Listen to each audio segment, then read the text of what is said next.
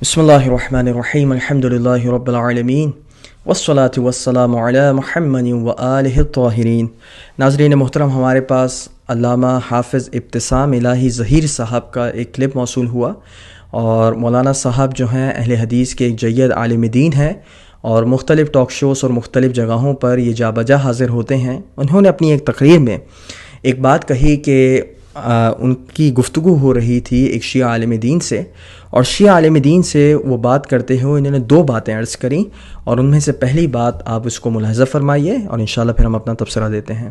حضور کی زندگی کے حصے دو ہیں، ایک حصہ وہ ہے جو حضور نے گھر میں گزارا ہے۔ اگر گھر کی بات ہوگی تو امہات المومنین اور اہل بیت اعظام کی بات کو حجت اور دلیل مانا جائے گا، اور اگر گھر سے باہر کی بات ہوگی تو صحابہ کرام کی گواہی کو حجت مانا جائے گا۔ حضرات گرامی قدر، حضور کی زندگی کی کامل تصویر کو معلوم کرنے کے لیے اہل بیت کے ساتھ صحابہ کرام رضوان اللہ علیہ مجمعین کی گواہیوں کو شامل کرنا پڑے گا۔ اگر آپ ان کی گواہیوں کو شامل نہیں کریں گے، حضور علیہ السلام کی سیرت و کردار کا مکمل تصور ہمارے سامنے اجاگر نہیں ہو سکتا۔ تو ناظرین، آپ نے ملاحظہ فرمایا جس میں وہ کہتے ہیں کہ رسول اللہ کی زندگی کے دو حصے تھے، تو ایک حصہ اہل بیت نے بتایا جو گھر والے تھے، اور دوسرا حصہ صحابہ نے بتایا۔ تو جو فقط اور فقط اہل بیت سے اپنا دین لیتے ہیں تو وہ صرف آدھا دین لیتے ہیں، گویا ان کی جو دلالت تھی وہ یہ تھی۔ اور اگر جو حضرات صحابہ اور اہل بیت سے دین لیتے ہیں تو وہ پورے دین لیتے ہیں، کیونکہ باہر کی زندگی اس کے صرف اور صرف مشاہد صحابہ تھے۔ تو ہم یہ کہیں گے کہ حافظ صاحب آپ کا تجزیہ غلط ہے۔ کیونکہ جب رسول اللہ چھوڑ کر جا رہی ہیں اپنے پیچھے، تو رسول اللہ نے صحابہ کو پیچھے نہیں چھوڑا ہے، بلکہ رسول اللہ نے دو چیزوں کو پیچھے چھوڑا ہے۔ یہ ہمارے پاس سنن ترمذی ہے، اور اس دو روایتیں ہیں ایک ہی باب میں، 3786 اور 3788۔ ان دونوں روایتوں کو اگر آپ ملاحظہ فرمائیں، یہ ہمارے پاس حضرت جابر بن عبداللہ کی روایت ہے کہ وہ کہتے ہیں کہ انہوں نے رسول اللہ کو عرفے کے دن ایک اونٹ پر سوار دیکھا، اور وہ خطاب فرما رہے تھے اور کہہ رہے تھے کہ یا ایھا الناس، لوگوں، انی قد ترکت فیکم، کہ میں تمہارے درمیان چھوڑے جا رہا ہوں، ما ان اخذتم بہ، کہ جن سے اگر تم متمسک رہو گے، لن تضلوا، تو کبھی بھی گمراہ نہیں ہوگے، کتاب اللہ، پہلی چیز کیا ہے؟ کتاب خدا، وعطرتی اہل بیتی، اور دوسری چیز میرے عطرت اہل بیت ہیں، یعنی میرے اہل بیت، اور میرے اہل بیت میں سے جو میری نسل آئے گی وہ حضرات ہیں۔ تو جب رسول اللہ بھی چھوڑ کے گئے تو کن کو چھوڑ کے گئے تھے؟ خداوند متعال کی کتاب کو اور عطرت اہل بیت کو۔ تو ناظرین محترم، آپ اگر اس ارشاد کو ملاحظہ فرمائیں تو واضح ہو جاتا ہے کہ یہاں پر خداوند متعال کے حکم کی جانب اور خداوند متعال کے حکم سے رسول اللہ نے صحابہ کو نہیں چھوڑا ہے، بلکہ اہل بیت کو خاص چھوڑا ہے۔ اور آپ کس طریقے سے کہہ سکتے ہیں کہ صحابہ ہی فقط مشاہد تھے باہر والی زندگی کے؟ کیا مولا علی علیہ الصلاۃ والسلام کیا رسول اللہ کے شانہ بشانہ ہر جگہ حاضر نہیں رہتے تھے؟ کیا امام حسن اور امام حسین مختلف جگہوں پہ رسول اللہ کے حاضر نہیں رہتے تھے؟ ہم یہ کہتے ہیں کہ صحابہ سے بھی ہم دین لیں گے، لیکن ان اصحاب سے دین لیں گے جو اہل بیت کے وفادار ہوں، جو اہل بیت کو اپنا ملجا اور مأویٰ سمجھتے ہوں۔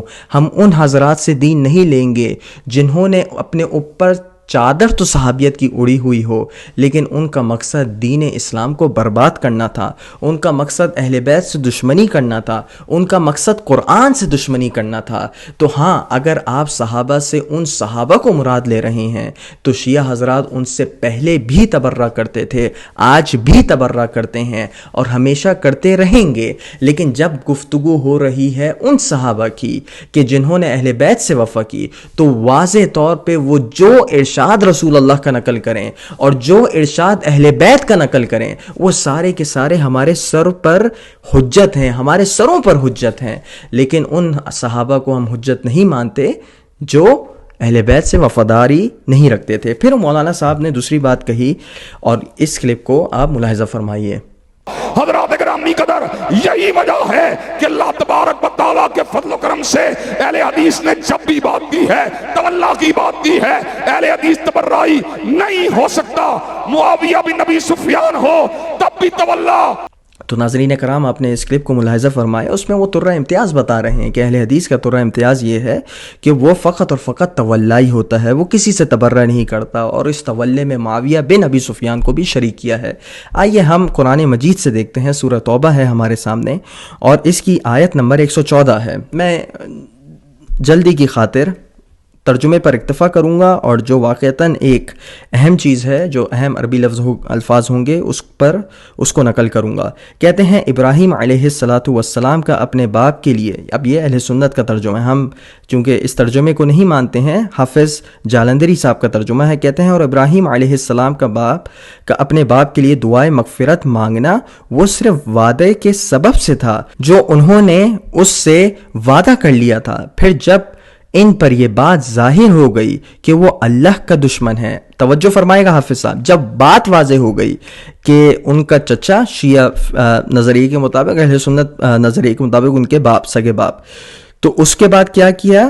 تبرأ منہ، تبرأ، لفظ تبرأ آیا ہے، اس کا ترجمہ کیا کرتے ہیں؟ تو وہ اس سے محض بے تعلق ہو گئے۔ واقعی ابراہیم علیہ السلام بڑے نرم دل اور بردبار تھے، تو وہ ابراہیم علیہ السلام جو بہت ہی نرم دل اور بردبار تھے، ان کا اسوہ کیا ہے کہ جو بھی دشمن خدا ہو اس سے تبرہ اختیار کیا جائے۔ تو یہی تبرہ ہم ان حضرات سے بھی اختیار کرتے ہیں جو دشمنان خدا تھے۔ اور جہاں تک یہ معاویہ کو بیچ میں لائے، تو اب دیکھیں کہ معاویہ سے امیر المومنین علیہ السلام نے کس طریقے سے تبرہ کیا ہے۔ ہمارے سامنے المصنف ہے ابن ابی شیبہ کی، جلد نمبر 2 صفحہ 109 ہے۔ راوی کہتا ہے کہ میں نے امیر المومنین کے پیچھے نماز پڑھی اور امیر المومنین نے قنوت میں ایک دعا مانگی۔ کیا دعا مانگی؟ فقال فی قنوتہ، کہ قنوت میں مولا کیا کہتے ہیں؟ اللہم علیک بمعاویہ وشیاعہ، کہ خداوند متعال تو معاویہ اور اس کے شیعوں کو برباد کر، وعمر بن العاص وشیاعہ، اور عمر بن عاص اور اس کے شیعوں کو برباد کر۔